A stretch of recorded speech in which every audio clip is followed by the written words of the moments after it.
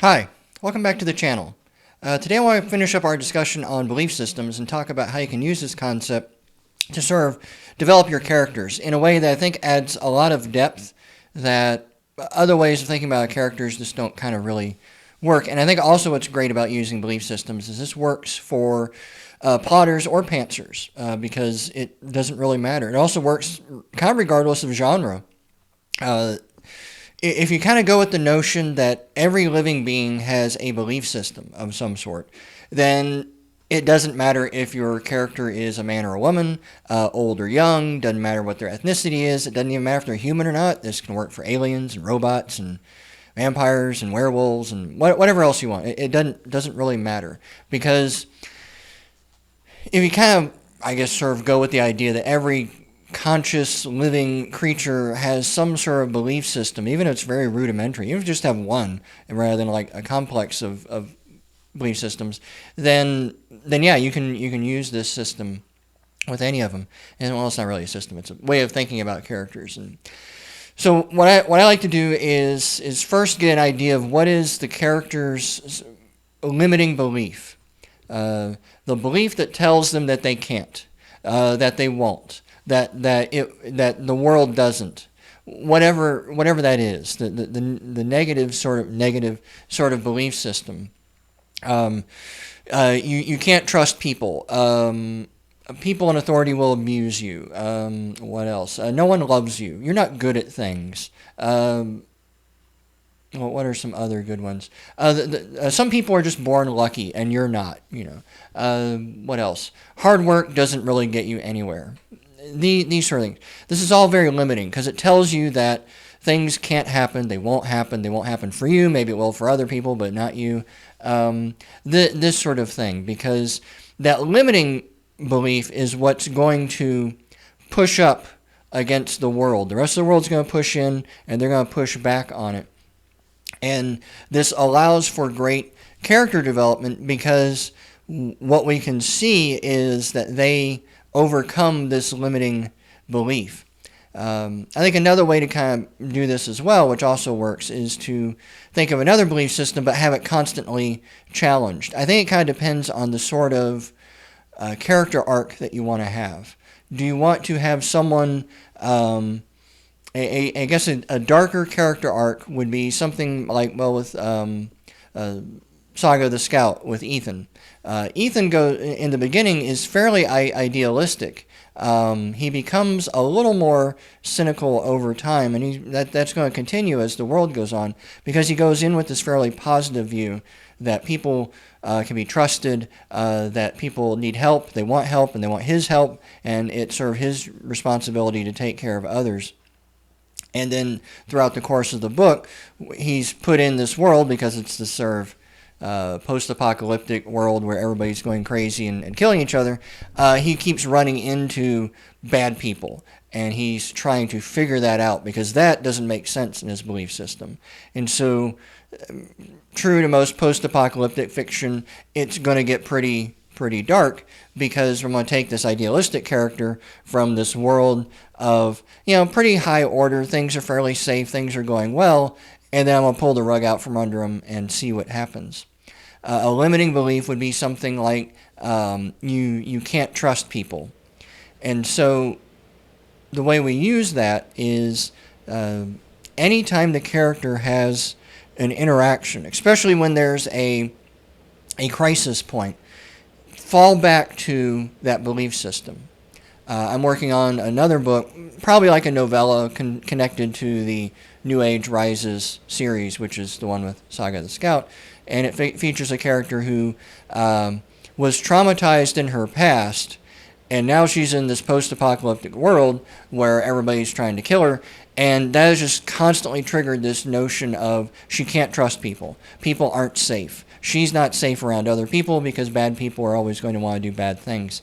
And so every time she has a decision to make, an interaction, she hits some sort of crisis point, I go back to that notion of she doesn't trust people, she doesn't feel safe, what would then she do? And this is how a pantser uses it, is I don't really plan things out at the beginning. So I just kind of follow the story along, putting the character in various situations or finding the character in different situations, depending on how you like to conceive that. And then I keep going back to this belief system of, okay, what would someone who doesn't feel safe do in this situation? What would someone who doesn't trust people do in this situation? And it causes her to make various decisions that to the reader may not initially make sense, but as you get to know the character, it starts to make sense for that character in that situation. Because as long as she is sticking to her belief system, then it will be consistent. It'll make sense, even though it's kind of a dumb thing to do. It's sort of like, you watch the horror movie. The cliche horror movies is, oh, I heard a funny sound in the dark basement. Let me go downstairs in my underwear and see what the sound is. I'm not going to ask for help. I'm not going to bring a gun. I'm just going to go and see what happens, because in a very stupid kind of cliche way, that character just trusts that everything will be fine. It's not a big deal. It can't be that bad. And they wander down, it's some monster that eats them or something like that. And so that's sort of the cliche, but within that context, it kind of makes sense. Now, usually those characters don't live long enough for us to kind of get a feel for who they are, why they act like this, and so it just feels stupid in that sense. But in a book, hopefully you can give that character enough depth and background. Not really writing like a whole long, character summary or something, but the reader gets a feeling that, oh yeah, this kind of character believes this way, and the reader's not going to consciously be aware of this, and you as the writer shouldn't consciously tell them that either. This character does not trust people. Watch what she does next. It's more of like in your back of your head, you're keeping that idea in mind, and then you put it out in the page, in what the character does, how they act, what they say, and then that goes into the back of the reader's mind of like, oh yeah, I see why she's like this, And you can kind of drop little hints about her background or whatever, which is what I've been trying to do with this book.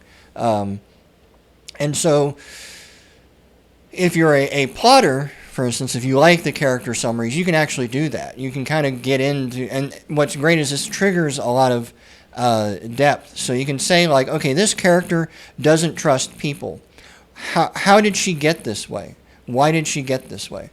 And remember, belief systems are very old. They come, some of them we're born with. Some of them we develop over time, but usually by the time we hit elementary school, we've kind of solidified a lot of these belief systems.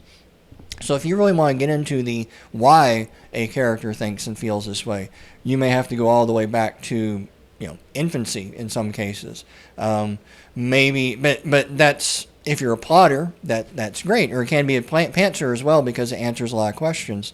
Because if you say, well, she hasn't trusted anyone since elementary school. Okay, well, what happened in elementary school? What happened before elementary school? Well, then that kind of gets into what their home life is, because we're talking about kindergartners in this case, 5-year-olds. So they're not out doing much. Stuff is being done to them, and so then you have to ask, well, what's their home life like? Well, that answers a whole lot of questions. Mom and dad broke up. Mom was an alcoholic. There was abuse in the household. There was 12 other kids, and she just kind of got lost in the shuffle. So her immediate needs weren't always met. She learned that she could cry and cry and cry, and no one was actually going to come and take care of her. This is getting an attachment theory for psychology as well, that formed this sort of anxious attachment to where she doesn't really believe that other people will take care of her. Well, that's interesting, because there's a lot of other ways to deal with that. In the character that I'm writing, it made her fiercely independent and fearful of other people. And so her thing is, she tends to run. She tends to run away from people. She tends to be very guarded. She tends to not to want to form bonds with people, because she's just assumed they're going to abuse her. But another way to do that is to overcompensate, which is what some other people do, where they want to be everybody's friend. If everybody likes me, then no one will leave me. No one will hurt me. So I will just be friendly to everyone. These are people with very poor boundaries, and they tend to overshare and sometimes, especially with women and girls, be much more sexually promiscuous. If I have sex with all these guys, then they'll take care of me. That's almost the theme of every reverse harem erotica I've seen, by the way. So all these other guys will take care of me if I just have sex with them. Probably why that's such a popular genre. But just because someone has a belief system doesn't mean that they have a nice, even pattern that, this person doesn't trust people, so they'll constantly be on the run. No, they can also be the type who, they don't run, they just plan. They plan to be on the attack. They're ready to be hurt. And so they've always got a contingency plan of what to do if someone hurts them. They're very much more revenge focused in that sense. A lot of bad guys are like that. So that makes for a good villain. And so you see, it lets you just get into the depth of these kind of characters, and it lets you sort of play with this idea of how they'll react. And again, if you're a plotter, what you would do is you just kind of keep going forward with that. Well, this is what their infancy was like, this is what their childhood was like, this is what adolescence was like, young adulthood, and then you can kind of talk about the various milestones. Usually it'll be very relationship driven, not always, but it's very relationship driven. But it can also be more a little external driven. How did they handle school? Let's say they believe that they have to be the best at everything. That they have to be perfect, because if they're not perfect, then people will leave them. A lot of this does kind of go back to various attachment theories. It's probably worth studying that, because we, as infants, we desperately need the people around us to take care of us. And because humans, we basically give birth to fetuses. We give birth to children, offspring, who cannot take care of themselves and can't take care of themselves for years. When you think of like a deer, mama deer will give birth to a fawn, and that fawn has to be standing in about 5 minutes, walking a few moments after that, and then pretty much running within half an hour. Otherwise, mom will just wander off and leave it, because if that kid, that offspring cannot take care of themselves, then mom and dad won't take care of them. Well, dad has nothing to do with deer. Humans aren't like that. Kids don't even start walking for like, a year or so, somewhere around there. They don't start talking until soon after that. They don't even have like the finger strength to actually manipulate much in the world until, kindergarten, that sort of thing. So we as offspring are wholly, completely dependent upon the adults around us to take care of us, and that anxiety drives us to think in certain ways. And so I would argue almost all belief systems go back to that sort of concept. And so thinking in those terms, that gives you a lot of depth. Even if we get into weird things like vampires, let's run with a vampire. They were human at some point, unless you're creating a world in which people are born vampires. That's another thing. There's a really good example of The Hunger, which is a great movie from the early 80s, and then it was also a book before that. The Hunger, both of them are really good. The book is definitely better. The movie is awesome because you got David Bowie and Catherine Deneuve and Bauhaus and the very young, now I lost her name. Susan Sarandon, yeah, very young Susan Sarandon. So it's super cool. It's early 80s goth. If you're in the whole goth thing, the paranormal romance, you definitely got to check it out. If you like vampire romance, then The Hunger is one of those movies you should definitely check out.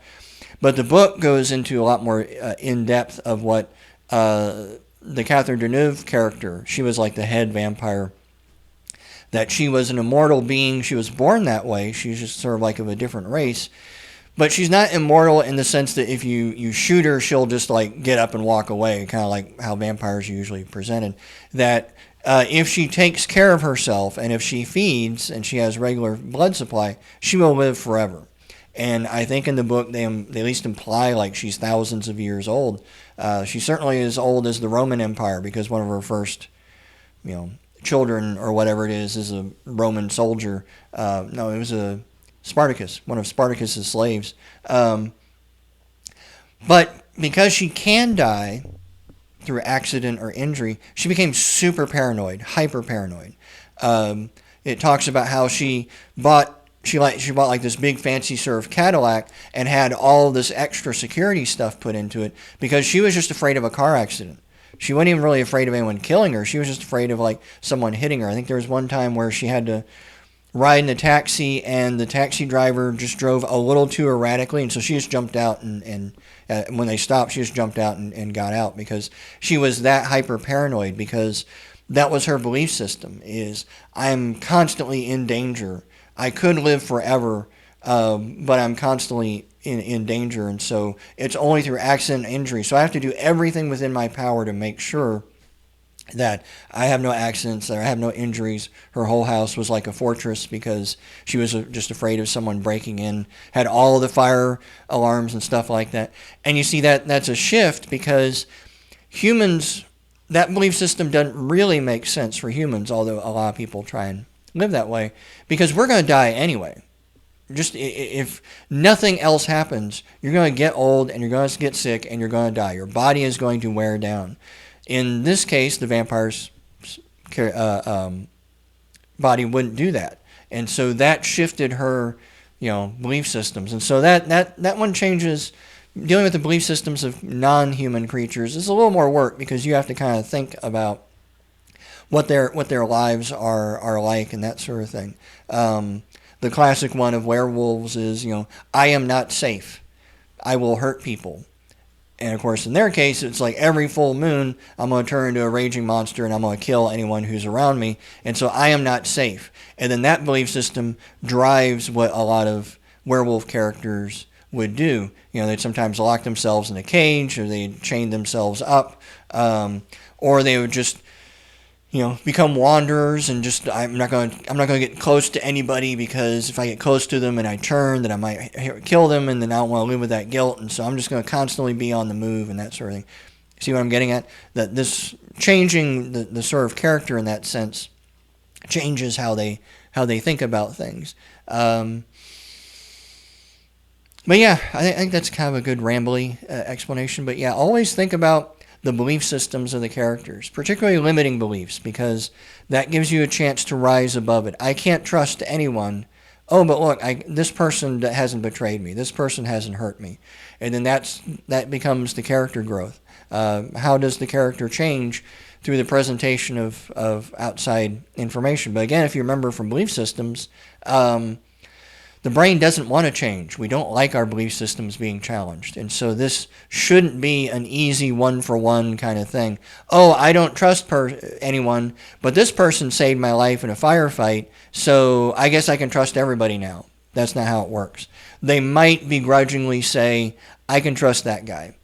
But if it's just a one-time incident, even then, our belief systems will twist things around to where, well, he just saved me because I have the map to the secret treasure, and so he doesn't really care about me, he cares about the map.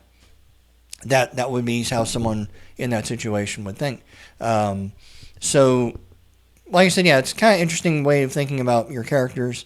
Ask yourself what their belief systems are. Also, if you're a pantser like me, I don't go into writing a book saying this character is going to have this belief system. With Ethan, I did a little bit because he was a teenage Boy Scout, and making him a Boy Scout kind of adds certain layers to things. Originally, the idea was I just need an explanation for why he would know how to survive out in the world. But then I got to thinking, no, this also explains a lot of other things about his belief systems, how that's been shaped over time. But most of the time when I'm writing a character, I just sit down and just start writing, and I don't really know where it's going to go. And I might be 6 to 8 chapters into a book before I'm like, oh, that's their belief system. That's how they act. That's why I keep wanting to go in this direction when they say something or they do something, because that's their belief system. And sometimes what I have to do is go back to the beginning and reread everything with this new knowledge in my head and kind of see if I need to tweak anything that would be out of characteristic for that character based upon that belief system.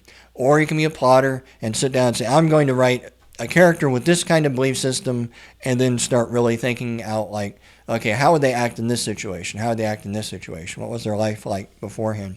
And so you're still doing a character sketch if you like that sort of thing, but at least it has a lot more depth. A lot of the character sketches are geared towards, what's their favorite color? What's their favorite song?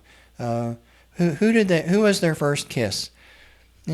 Might be interesting. Kind of depends, but probably not. So, anyway, let me know what you think. Are there any belief systems that you are interested in? Are you noticing as I'm talking that maybe you have some of these belief systems?